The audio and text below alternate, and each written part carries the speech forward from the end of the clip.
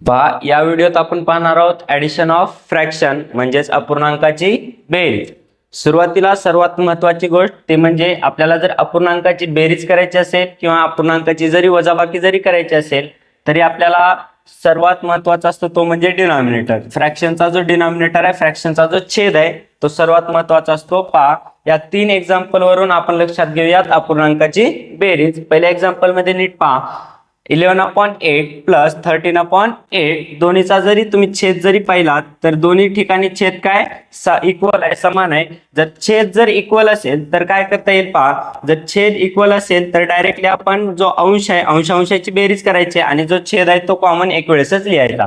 तो कसा, 11 प्लस 13 छेद काय इथं 8 तो एक वेळेस लिहा.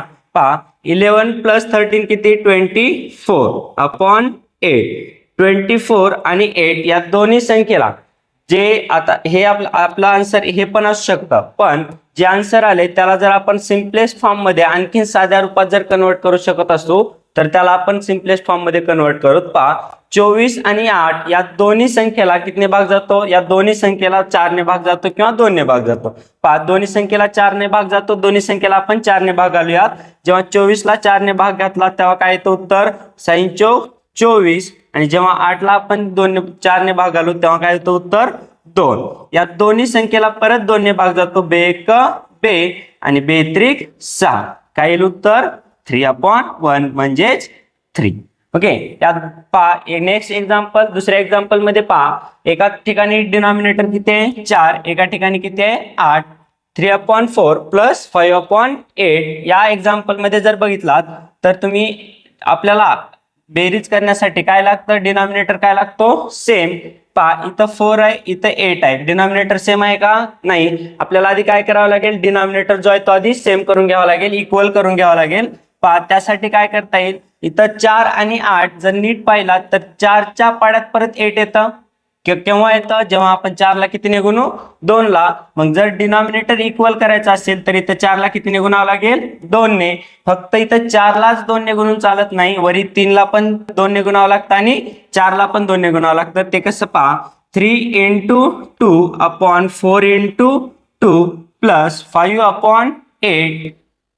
पहा, 3 × 2 6, 4 × 2 8 प्लस 5/8.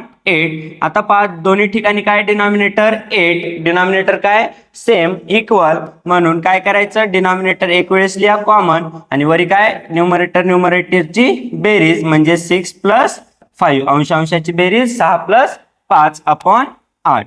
पहा, 6 आणि 5 11, 11/8 हे असेल आपलं उत्तर.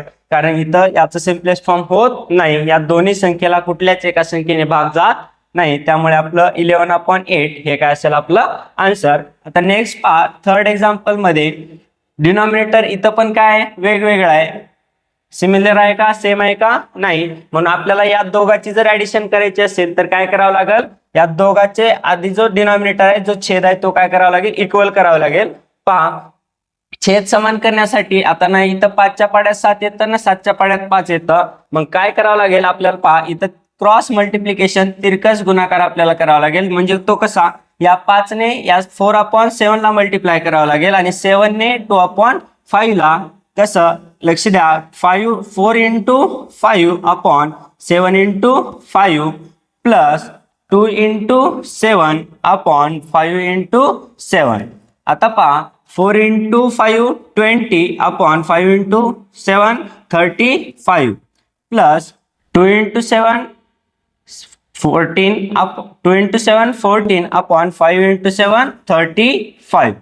पहा, इथं पण 35, इथं पण 35. जो डिनॉमिनेटर जो आहे, जो छेद जो आहे तो काय झाला इक्वल. जेव्हा डिनॉमिनेटर इक्वल होतं तेव्हा काय करायचं, फक्त अंशाची बेरीज. पहा, 20 + 14/35, 20 + 14 34/35 हे असेल आपलं फायनल आन्सर. ओके.